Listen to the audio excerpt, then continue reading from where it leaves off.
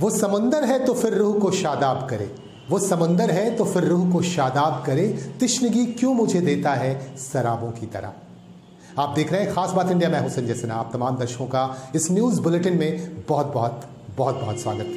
ढेर सारी खबरें कर रही हैं आपका इंतजार। उन खबरों को हम एक एक कर आपके सामने रखेंगे और आपसे पूछेंगे आपकी प्रतिक्रिया। आप अपनी प्रतिक्रिया भी हमें ज़रूर दें। अगर आपने हमारे इस चैनल को अब तक सब्सक्राइब नहीं किया है तो सब्सक्राइब ज़रूर कर लें और हमारा सहयोग करें। हमारे इस बुलेटिन को ज़्यादा से ज़्यादा शेयर भी करें। आइए खबरों की तरफ आपको लिए चलते हैं। सबसे पहले पश्चिम बंगाल में आंशिक लॉकडाउन की बात करते हैं। पश्चिम बंगाल में आज से आंशिक लॉकडाउन का ऐलान किया गया था और आज से आंशिक लॉकडाउन कर दिया गया है।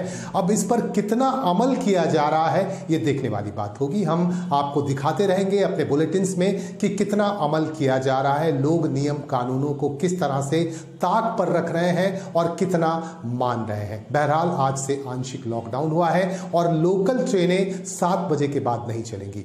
इसकी वजह से लोगों में काफी परेशानी भी है। आपको हम दिखाएंगे आसनसोल रेलवे स्टेशन का हाल, जहां डेली पैसेंजर्स में काफी नाराजगी भी है और उनमें काफी मायूसी भी है। हमारे रिपोर्टर ने बातचीत की यहां के डेली पैसेंजर्स से।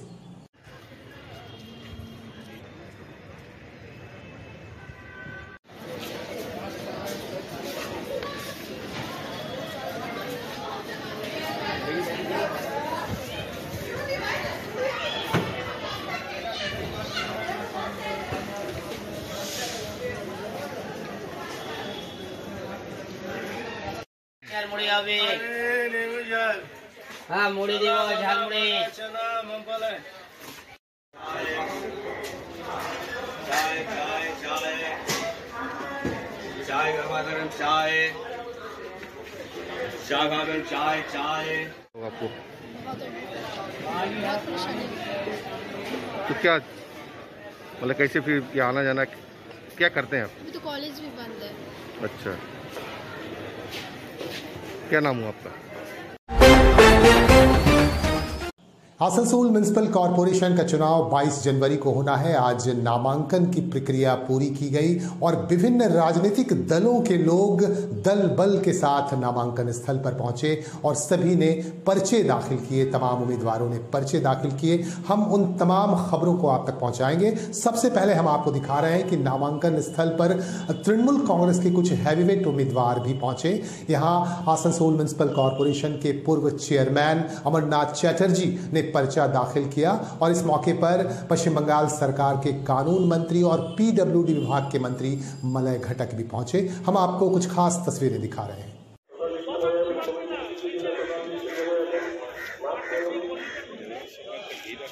दादा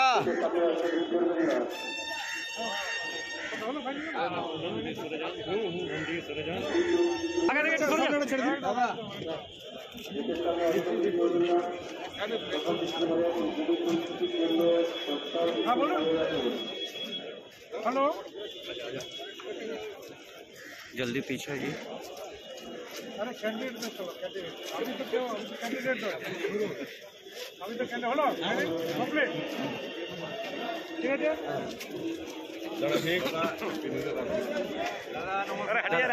दादा सामने सामने से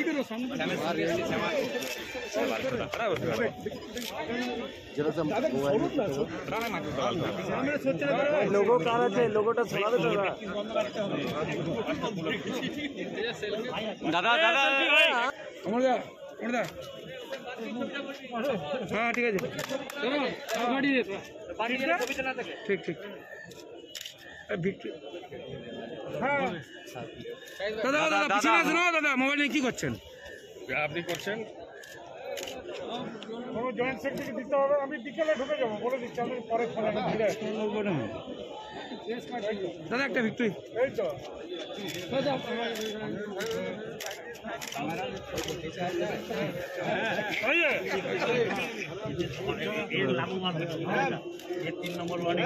দেখুন, আমরা কর্পোরেশনের ভোটার, আমরা এই কর্পোরেশন এলাকার বিধায়ক, আর যিনি এসেছিলেন তিনি কিন্তু এখানকার কেউ নয়। তো বহিরাগতদের আইনেই তারা আসতে পারে না। भारतीय जनता पार्टी के उम्मीदवारों ने भी पर्चे दाखिल किए, लेकिन भारतीय जनता पार्टी के समर्थकों, कार्यकर्ताओं और नेताओं में काफी नाराजगी दिखी। इनका आरोप है कि सत्तासीन पार्टी द्वारा डिस्टर्ब करने की कोशिश की गई। अब भाजपा के उम्मीदवारों को गेट पर ही उनको रोका गया और कहा गया कि संसाधन की कमी है। कई तरह की बातें सामने आ रही हैं। आखिर क्या कहना है भाजपा नेताओं का, हम आपको बताएंगे, आपको दिखाएंगे। भाजपा नेता जितेंद्र तिवारी, कृष्णेंदु मुखर्जी जैसे नेताओं का क्या कहना है, हमारे रिपोर्टर ने उनसे बातचीत की। आइए दिखाते हैं आपको।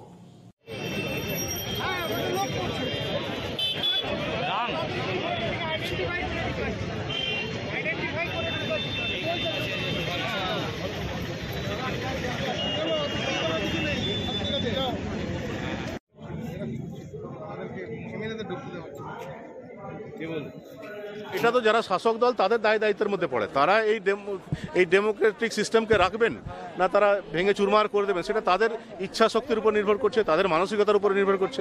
আমরা তো দেখুন, আমরা তো বমগুলি চালাতে শিখিনি কোনোদিন। আমরা যদি বমগুলি চলে, যদি তলোয়ার নিয়ে মানুষের মাথা ফাটিয়ে দেওয়া হয়, তো আমরা তার মোকাবিলা তো করতে পারবো। গণতান্ত্রিক ব্যবস্থায় যে লড়াই আছে, সেই লড়াই যদি হয় তাহলে আমরা লড়তে প্রস্তুত আছি।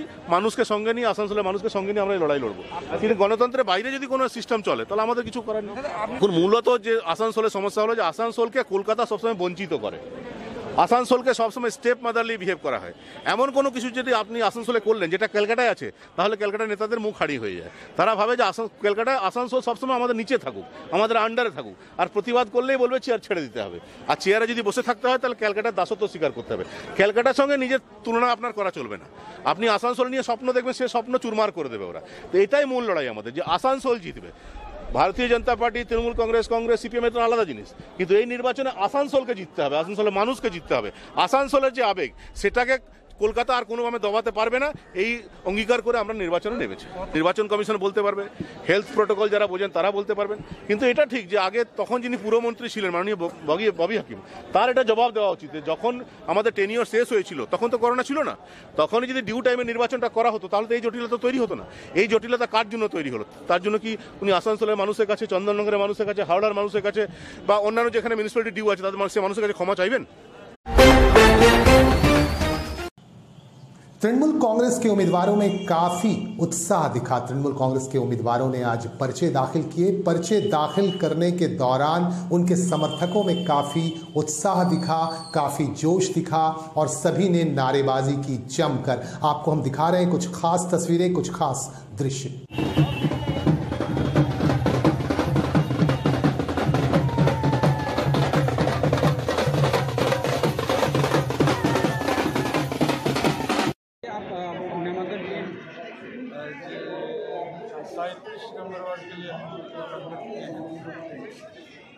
और चुनाव की तैयारी कैसे चल रही है? तो चुनाव की तैयारी एकदम सही है। चुनाव केवल समय का इंतज़ार है। आज नॉमिनेशन हुआ है क्योंकि हमारे दल और दीदी ने इतना काम किया है, विरोधी पस्त है और सोया हुआ है, वो सोया ही रहेगा। हम लोग आपके वार्ड में अभी कौन कौन सा काम आपके जीतने के बाद कीजिएगा? वार्ड में जीतने के बाद वार्ड के लोगों के लिए, सुविधाओं के लिए जो भी काम रहेगा सारा का सारा काम करना पड़ेगा, क्योंकि हम नगर पालिका के चुनाव लड़ने जा रहे हैं। इसलिए वार्ड के हर समस्या का समाधान मेरे ही पास है। सर, आपने कहा कि विरोधी सोएगी और हम लोग देख रहे हैं कि इस बार टीएमसी का मुकाबला टीएमसी से इतना इंडिपेंडेंस फॉर्म उठा है कि हम लोग को ट्रायंगुलर एएमसी का वोट बनते हुए दिखाई दे रहा है। इस पर क्या बोलिएगा? ना, तो टीएमसी का मुकाबला टीएमसी से कैसे हो गया? इंडिपेंडेंट अलग चीज़ है, टीएमसी अलग चीज़ है। नहीं, कहीं देखा जा रहा है कि टीएमसी वाले ही टीएमसी के मैंने अगेंस्ट में ही इंडिपेंडेंट लड़ रहे हैं। ये अदर पार्टी ज्वाइन करे। जब सिंबल नहीं है तो टीएमसी नहीं ना है, तो इंडिपेंडेंट।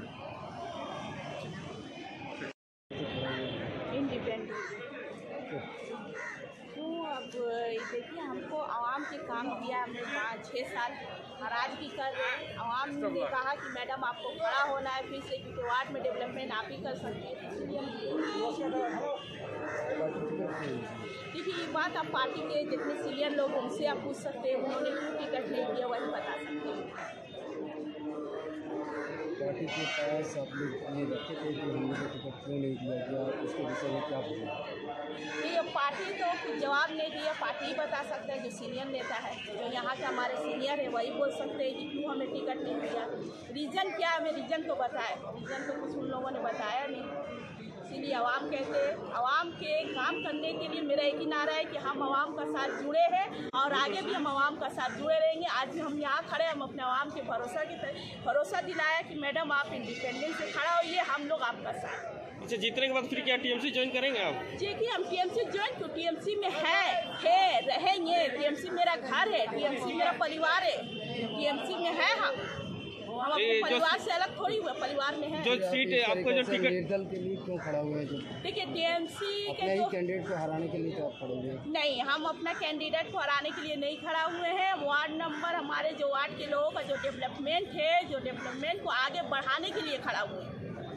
हमारा एक ही मिशन था शुरू से, जब हम डिप्टी मेयर बने, काउंसलर बने, काउंसलर बनने के बाद डिप्टी मेयर बने, मेरा एक ही मिशन था डेवलपमेंट, जो मैंने काफ़ी काम किया है और आगे भी करेंगे। जब पार्टी की तरफ से जो सिद्धांत लिया गया है, आपके हिसाब से क्या वो गलत है?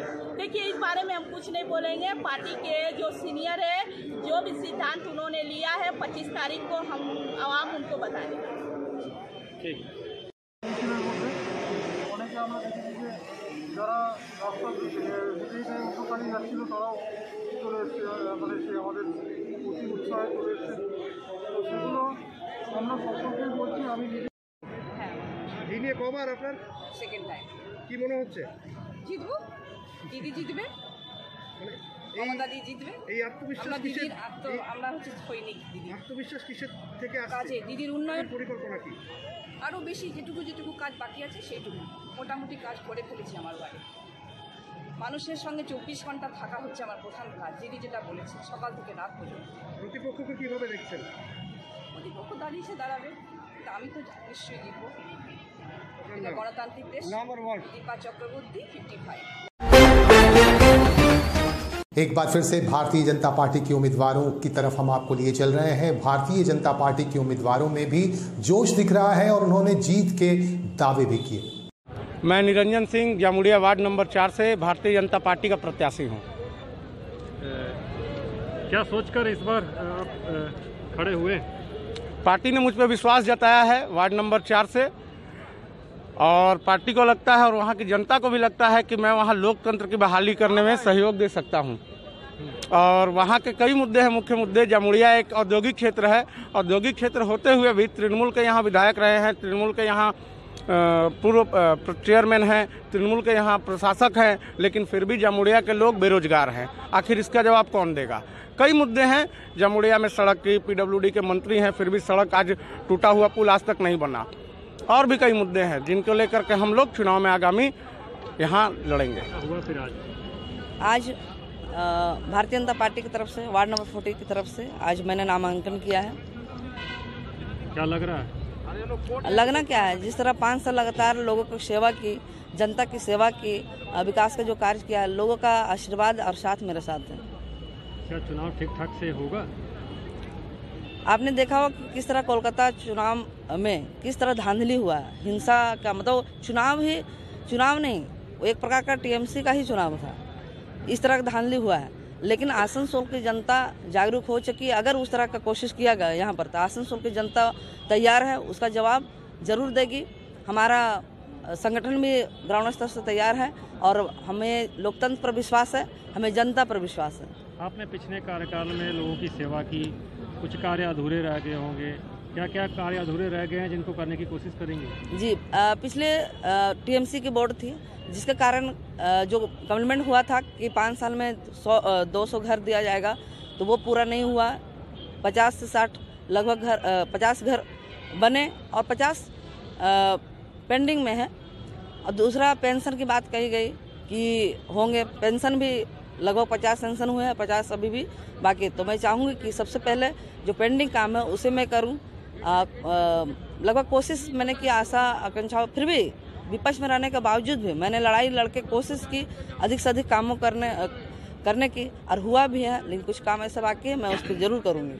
आपके विरोधी अभी बहुत जी जोर लगा रहे हैं, क्या बोलेंगे? लगाने दीजिए, ये लोकतंत्र है। सभी को अपना अपना वोट मांगने का अधिकार है, सभी को घर घर जाने का अधिकार है, सभी को वोट मांगने का अधिकार है। अब जनता जनार्दन जैसा चाहेगी उसे मैं स्वीकार करूंगी। क्या कहती हैं, अभी क्या बोर्ड गठन होगा? जी, भारतीय जनता पार्टी का बोर्ड गठन होगा। पिछले आपने विधानसभा चुनाव में देखा कि 66 सीट भारतीय जनता पार्टी ने जीता, और इस प्रकार जिस तरह का माहौल लग रहा है हर वार्डों में लग रहा है, हमने कैंडिडेट भी अच्छे दिए हैं, और हमारा जो माहौल जो लग रहा है लोगों का माहौल, आम जनता का माहौल लग रहा है कि भारतीय जनता पार्टी की बोर्ड बनेगी। दल থেকে কত নম্বর ওয়ার্ড? আমার নাম সুমতি মুখার্জি, আমি 88 নম্বর ওয়ার্ড কলেজ পাড়া, আর বিজেপির হয়ে লড়ছি। এই যে ধরুন বেকার যে যুবকরা রয়েছে, হ্যাঁ, প্রত্যেকটা ইয়েতেই ধরুন লক্ষ্মীর ভাণ্ডার পেয়েছে, কিন্তু সরস্বতী কার্তিক গণেশ এরা কি দোষ করলো? তো এই সরস্বতী কার্তিক গণেশ এদের জন্য আমার লড়াই। আমি নিজে MA BEd করেছি, কিন্তু চাকরি পাইনি, কারণ আমি 2014 টেট কোয়ালিফাই, কিন্তু চাকরি পাইনি। তো লক্ষ্মীরা ভাণ্ডার পাচ্ছে 500 টাকা করে। क्या नाम है और कौन से ward? Anand Kumar Shaw, 30 ward number 34 BJP से प्रार्थी है। हम लोग जिस तरह हमारे इलेक्शन के कन्वीनर साहब जितेंद्र तिवारी जी ने बताया कि हम लोग आसनसोल के लिए वोट मांगेंगे, आसनसोल के लिए डेवलपमेंट के लिए वोट मांगेंगे। आसनसोल को हमारे जो वार्ड है, हमारा जो है उसकी समस्याएं हैं, जो जाम का समस्या है, जो कूड़े का समस्या है, ये सब किस तरह से ठीक किया जा सके, डेवलपमेंट कैसे अच्छा से किया जाए, उसके बारे में बात करेंगे। अभी मगर थोड़ा सा हम लोगों को यहाँ देख करके थोड़ा ये लग रहा है कि इतना कोविड हर जगह में है, उसके बाद भी आज भी बाहर में जिस तरह से 144 का उल्लंघन किया जा रहा है, 141 को तोड़ा जा रहा है, और पार्टी के बड़े बड़े नेता उनका समर्थन कर रहे हैं। कल जबकि रिस्ट्रिक्शन हो चुका है, वेस्ट बंगाल गवर्नमेंट कल ही रिस्ट्रिक्शन लागू की है, उसके बाद में बाहर में देखिए 144 का बैनर के पीछे में ही कई सौ कार्यकर्ता घूम रहे हैं, बिना मास्क के, बिना सोशल डिस्टेंसिंग के, और बिना, अब जिस तरीका से ये मतलब कानून को तोड़ा जा रहा है कानून मंत्री के सामने, तो ये तो शासन प्रशासन किस तरीका का बंगाल में चल रहा है ये देख ही रहे आप लोग। क्या मुद्दे होंगे आप जनता को लेकर जाएंगे क्या? बस जनता का जो ज़मीनी मुद्दा है, जो हमारे जैसे हमारा 34 नंबर वार्ड है, इसमें बहुत ही बड़ा मुद्दा है यहाँ पर साफ़ सफाई का लेकर के, पानी का लेकर के। तो इस सब सारे मुद्दों को पूरा जितना उनको कोशिश किया जाएगा कि उनको ला करके उनको जितना कोशिश किया जाएगा हम उनको ठीक करें, उनके लिए काम कर पाएँ। ठीक। आज देश भर में 15 से 18 साल के किशोरों को कोरोना वैक्सीन दिए गए। झारखंड के निरसा से भी हमारे पास खबर आ रही है। निरसा विधानसभा क्षेत्र के मुगमा से हमारे पास एक खबर आ रही है कि मुगमा में आज 15 से 18 साल के बच्चों को कोविड-19 के वैक्सीन लगाए गए। और इस मौके पर जिस स्कूल में ये कार्यक्रम चला, उस स्कूल के प्रिंसिपल से हमारे संवाददाता ने बातचीत भी की।